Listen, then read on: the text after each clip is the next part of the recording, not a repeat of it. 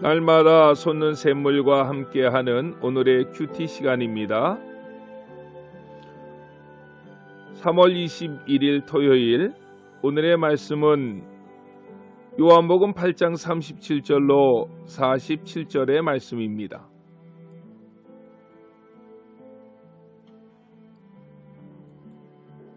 나도 너희가 아브라함의 자손인 줄 아노라. 그러나 내 말이 너희 안에 있을 곳이 없으므로 나를 죽이려 하는도다.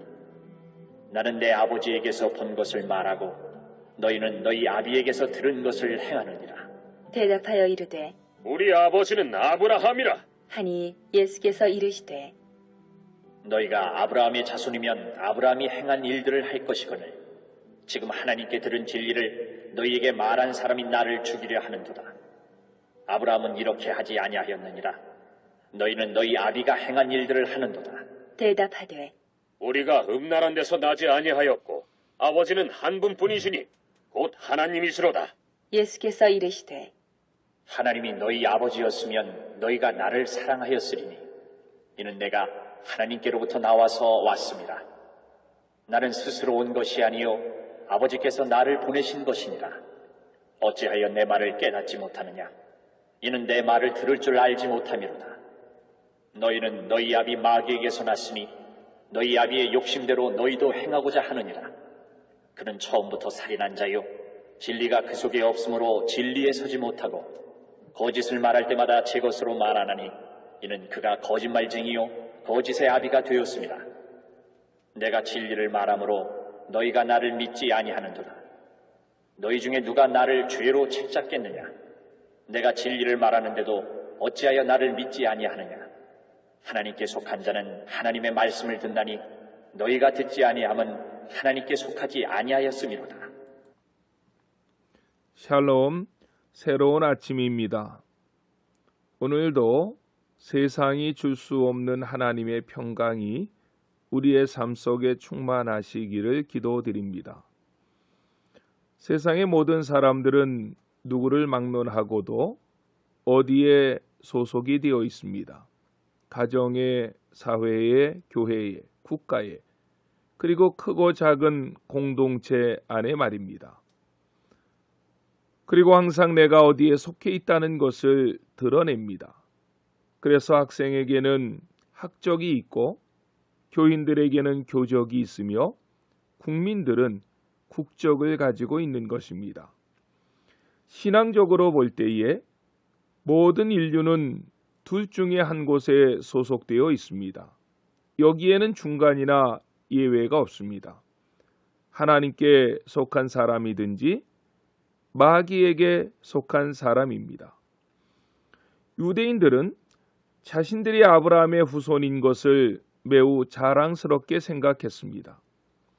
오늘 본문 39절 말씀에 보면 그들은 말하기를 우리 아버지는 아브라함이라고 했고 어제 보았던 33절에서도 저희가 대답하되 우리가 아브라함의 자손이라고 말했습니다.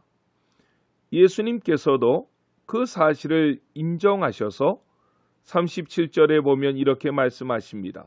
나도 너희가 아브라함의 자손인 줄 아노라 라고 말입니다. 왜 유대인들은 자신들이 아브라함의 자손인 것을 그토록 자랑스러워했을까요? 그것은 우리는 마귀에게 속한 자들이 아니라 하나님께 속한 자들이라는 것을 드러낸다고 생각했기 때문에 그렇습니다. 그러한 자들을 향해서 주님은 오늘 본문 44절에서 이렇게 말씀하십니다. 너희들은 하나님께 속한 자들이 아니라 실상은 마귀에 속한 자들이라고 말입니다. 매우 충격적인 선포입니다.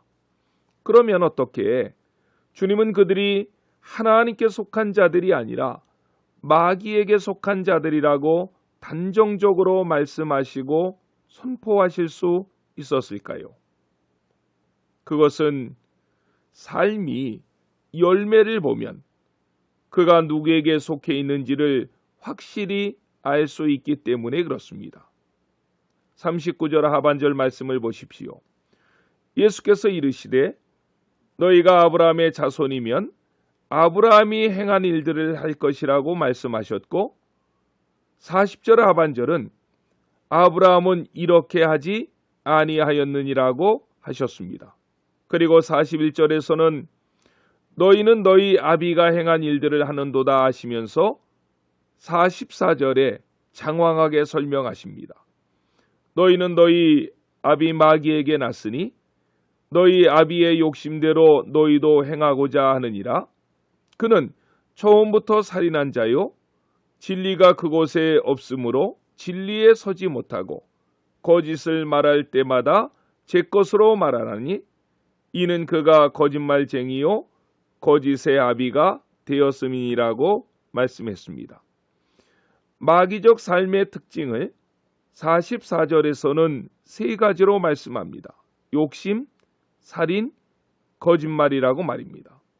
그런데 유대인들은 말로는 아브라함의 자손이라고 말하고 늘 마음 가운데 그 자부심을 가지고 살았지만 그들의 삶의 모습을 보면 욕심, 살인, 거짓말로 가득했기 때문에 그들은 하나님께 속한 자가 아니라 마귀에게 속한 자라는 것입니다. 마태복음 7장 15절로 18절 말씀에는 삶의 열매를 통해서 그 사람이 어떤 사람인지를 알 수 있다고 했습니다. 신분이 마귀에게 속한 사람은 그에 합당한 삶의 열매가 나타나고 신분이 하나님께 속한 사람은 그에 합당한 삶의 열매가 나타난다는 것입니다. 삶의 열매들을 나타내는 데 있어서 결정적으로 중요한 것이 있습니다. 본문 47절 하반절의 말씀입니다. 하나님께 속한 자는 하나님의 말씀을 듣나니 너희가 듣지 아니함은 하나님께 속하지 아니하였음이로라 하신 말씀입니다. 말씀을 듣나니라는 문구에서 듣는다라는 말은 매우 중요한 것입니다. 저는 지난 2년간 목회를 하면서도 교단 신학교의 귀한 교수님들이 많아 계속 공부를 했습니다. 늘 구약에 특히 예언서에 관심이 많아서 일부러 그런 쪽의 강의를 많이 택해서 들었습니다. 공부를 하면서 놀랬던 것은 구약의 예언자들이 가장 중요하게 선포했던 말씀이 역시 듣다라는 용어였습니다. 듣는 귀가 열린 자에게는 지금은 비록 넘어져 있다 할지라도 소망이 있는 것입니다. 그런데요, 듣는 귀가 막히면 그 귀를 스스로 막으면 소망은 절망이 되는 것입니다. 왜 그렇습니까? 그 사람은 마귀에게 속한 자로 살다가 그렇게 죽기 때문입니다. 사도행전 7장 54절로 57절 말씀을 보면 스데반이 순교 직전에 하나님의 말씀을 선포합니다. 그 말씀을 들었던 유대인들은 귀를 막고 소리를 지르며 이를 갈았다고 성경은 말씀합니다.